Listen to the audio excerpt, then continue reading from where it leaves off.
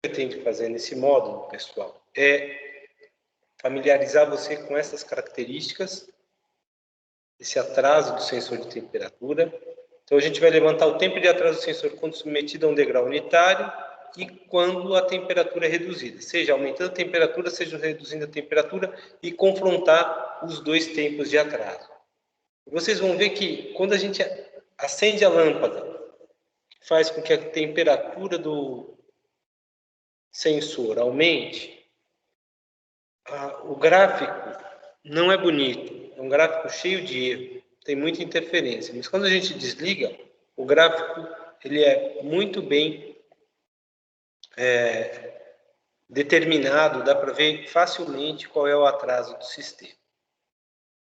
A gente tem, na parte teórica, tudo aquilo que a gente já viu de análise estática e dinâmica, faixa, resolução, sensibilidade, linearidade, exatidão, relação sinal-ruído, resposta em frequência, repetitividade, zona morta, tempo morto, esterese. Professor.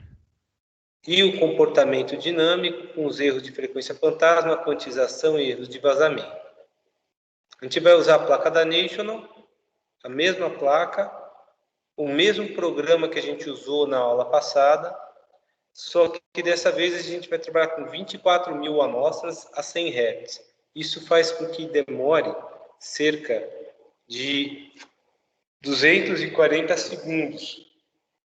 240 segundos são 4 minutos. Então, são 4 minutos de coleta.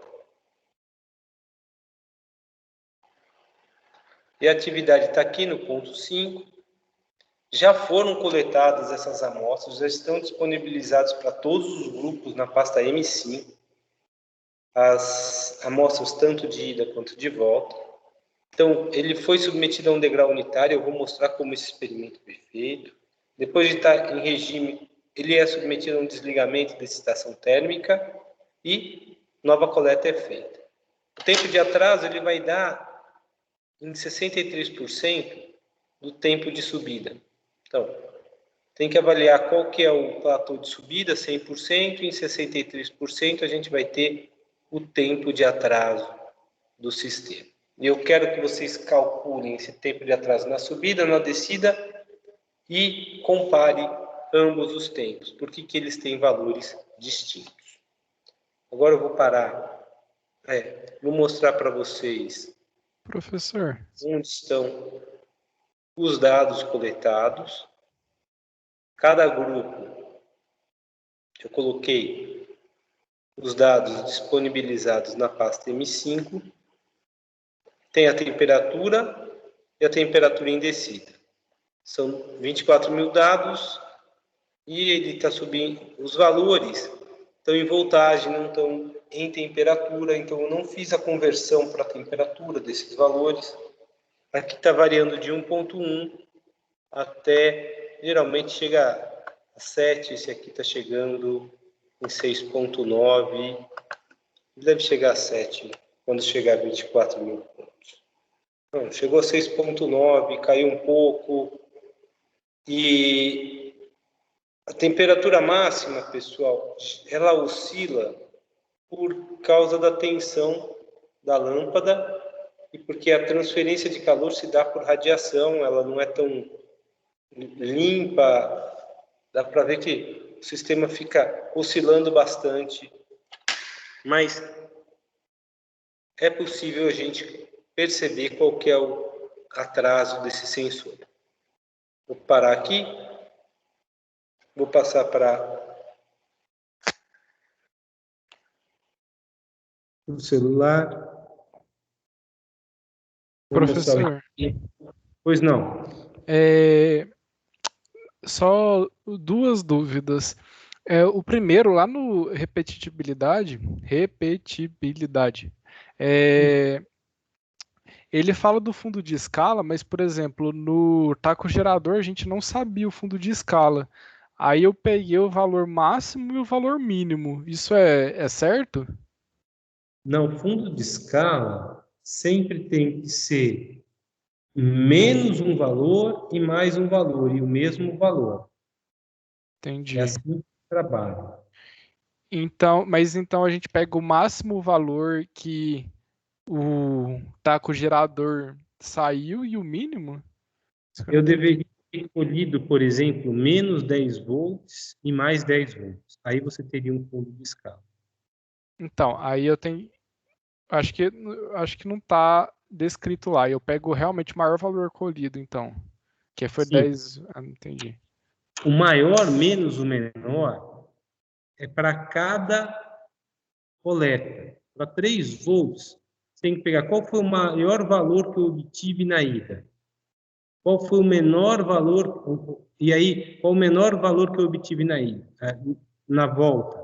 Tem que ver, ida e volta, qual foi o maior valor, e de volta, qual foi o menor valor. E a repetibilidade é essa diferença, porque você tem que ver para cada valor coletado. E isso só dá para fazer se eu repito o mesmo valor coletado. Eu coletei 2 vezes em 3 volts, 2 vezes em 4 volts, 2 vezes em 5 volts. A repetibilidade é para o mesmo valor, sabe? É Não, isso. correto.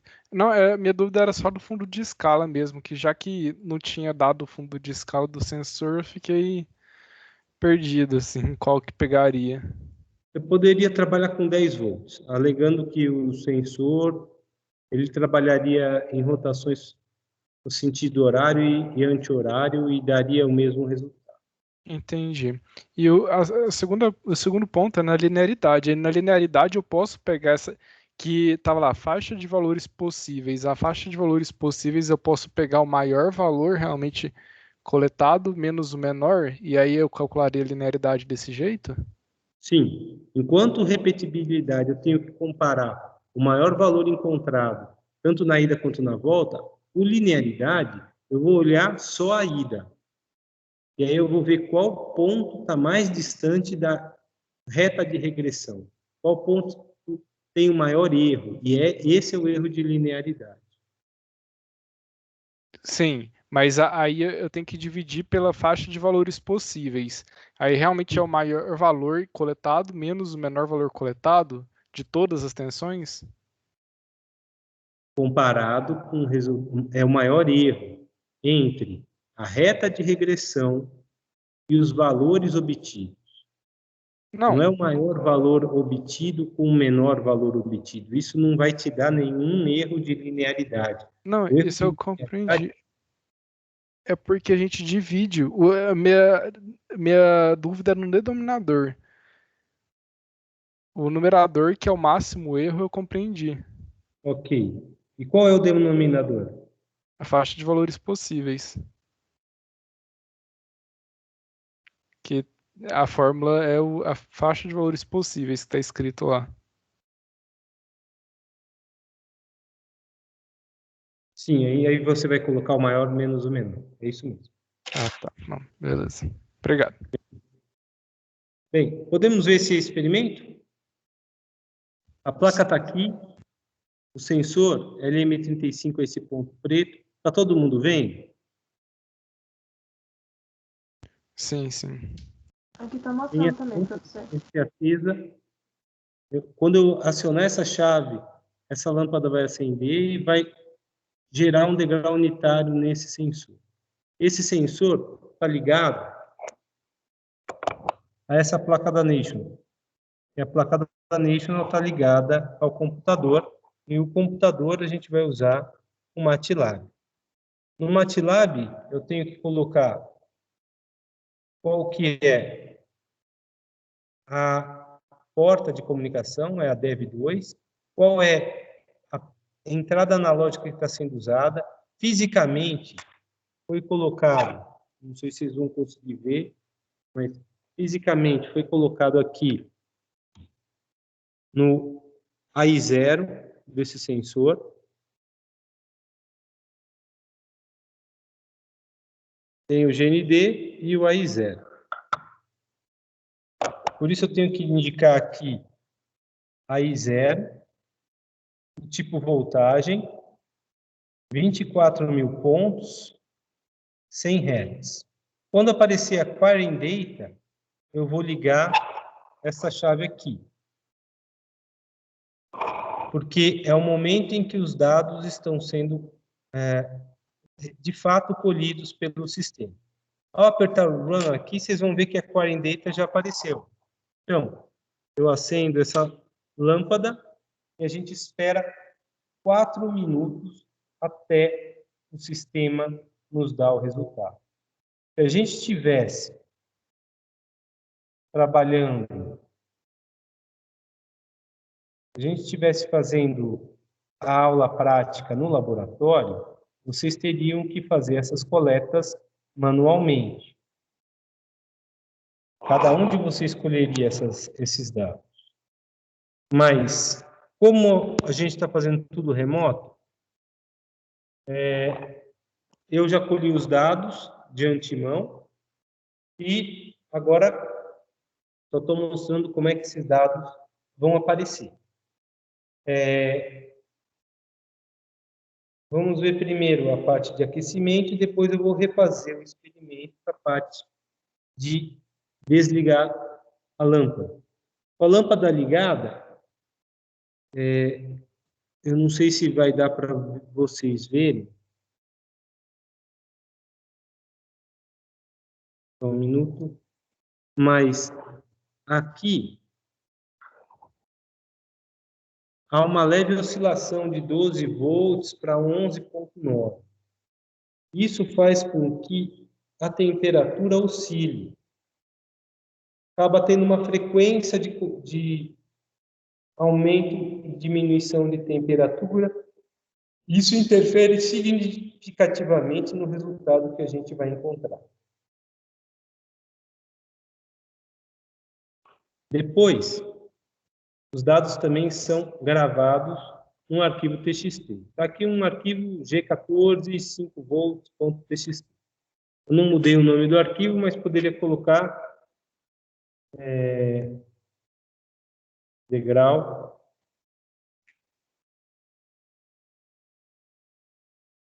temperatura .txt. Ele salvaria nesse arquivo degrau.temperatura. Terminando, vão aparecer dois gráficos. Um referente aos dados originais coletados e outro ao espectro de frequência. Não vamos ter nenhum resultado em espectro de frequência relevante. A gente vai ter, basicamente, uma frequência de amplitude elevada em 0 e o restante praticamente sem frequência nenhuma. A gente sabe que a frequência de corte é o valor de 50 Hz, que é metade de 100 Hz. E, por fim, mesmo em 100, a gente não tem refletido o valor em 0 por causa das características da resposta do sistema.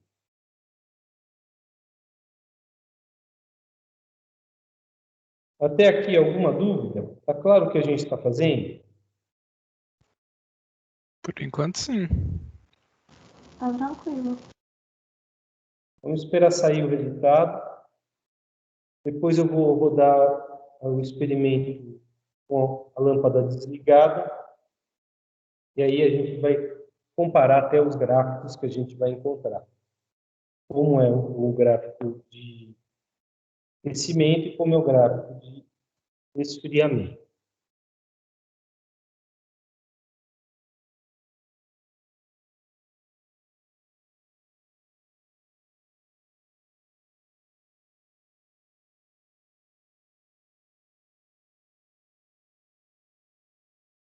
Pronto. Notem que houve, nesse exemplo aqui, um ruído muito grande nesse ponto. Eu não sei por quê, mas houve um ruído. A gente pode descartar isso daí e olhar esse ponto como ponto inicial, esse aqui como ponto máximo, pegar 63% e ver qual é a diferença desse momento para esse momento de 63% em segundos para ver o atraso. Quando a gente olha o espectro de frequência, a gente vai ver que a 0 Hz tem 5,67, depois a 0,8547 Hz tem 0,004, e aí valores muito pequenos, e para 100 Hz a gente tem um valor de 0,85. Bom, o único que tem algum significado é o primeiro, para x igual a 0. O resto vai para 0,85, 0,5, 0,34 e beira 0 após 0,1 Hz.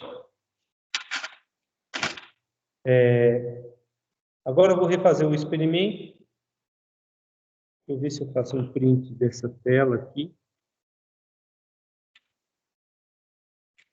Vou colocar isso aqui para vocês.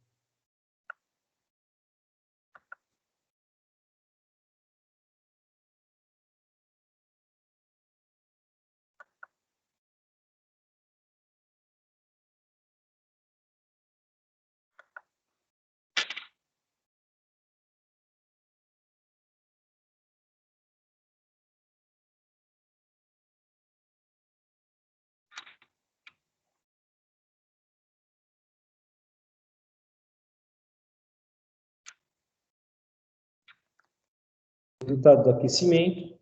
E agora, eu vou dar um pause nessa divulgação. Vou voltar para cá.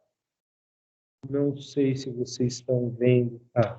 Estou vendo o sistema. Vou reiniciar a coleta dos dados.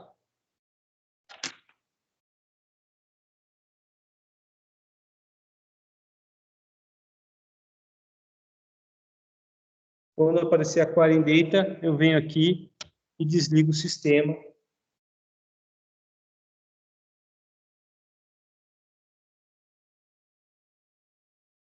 Daqui a 4 minutos, a gente vai ver um outro gráfico para essa coleta de dados que a gente está fazendo agora.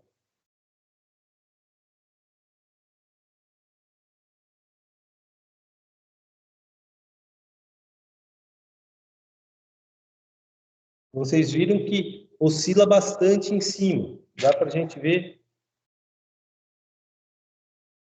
por aqui. Na parte de aquecimento,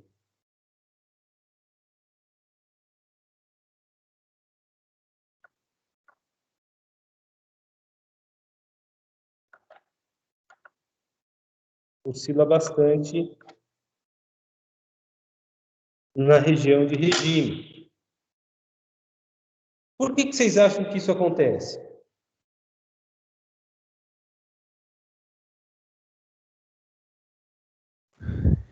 O senhor mostrou ali uma variação na tensão da lâmpada, então talvez isso influencia na temperatura.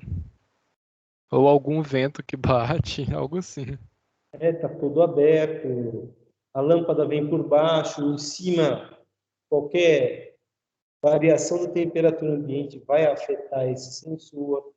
Está cheio de ruído, tanto frequências além das 60, além das de 12 volts, deve ter alguma frequência mexendo nele para ter essa oscilação.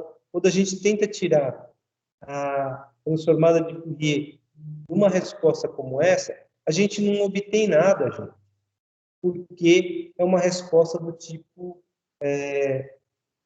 sistema de primeira ordem, é uma exponencial.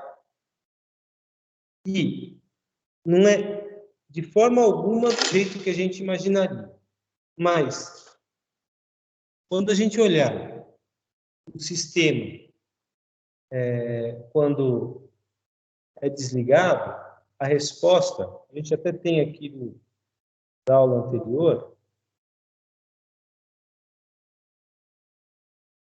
a resposta que a gente encontrou lá foi essa. Muito mais bonita do que a resposta que a gente encontrou no aquecimento, não? E aí, aqui a gente consegue ver claramente que O que está influenciando muito na parte de aquecimento é a própria radiação da lâmpada. O quanto ela consegue irradiar e se isso não ocorre através de uma determinada frequência, por causa das características da lâmpada, além das oscilações na voltagem do sistema.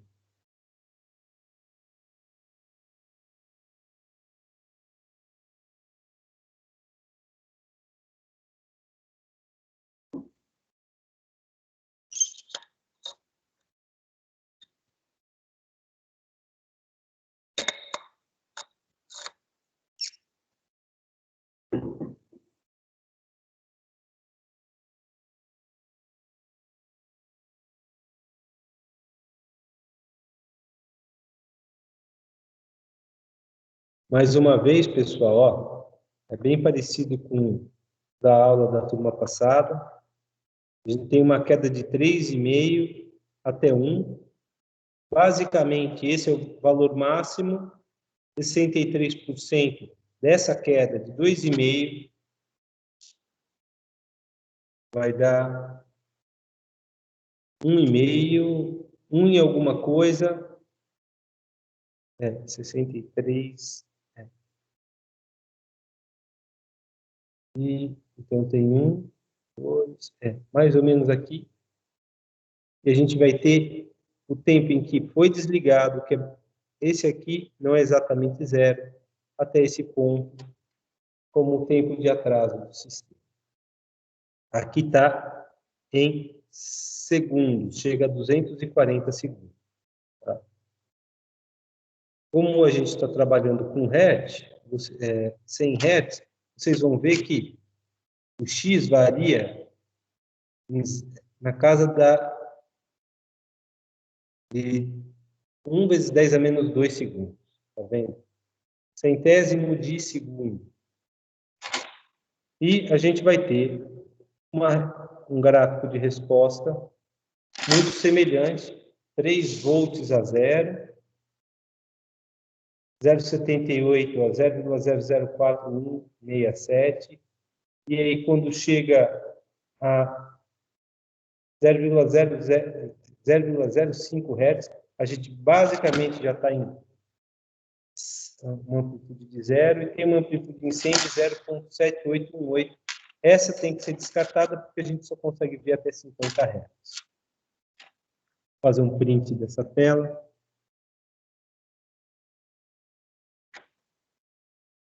Vou colocar essa tela para vocês também.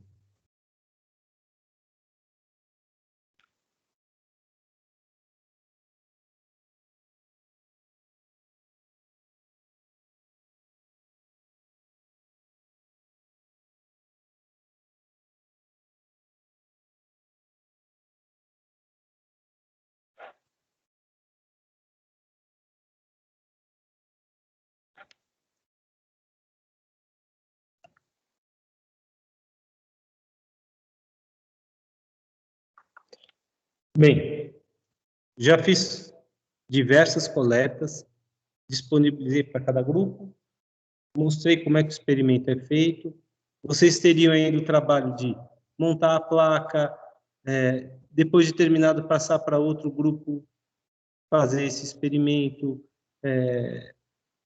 colher os dados pelo MATLAB e assim sucessivamente. Vocês têm alguma dúvida, pessoal? Ficou claro o que a gente está fazendo? Tá tranquilo, professor. Eu acho que vai surgir um pouco mais quando for fazer, né? Sim. Tendo dúvidas, entre em contato. Tá bom, obrigada, professor. Obrigado a você.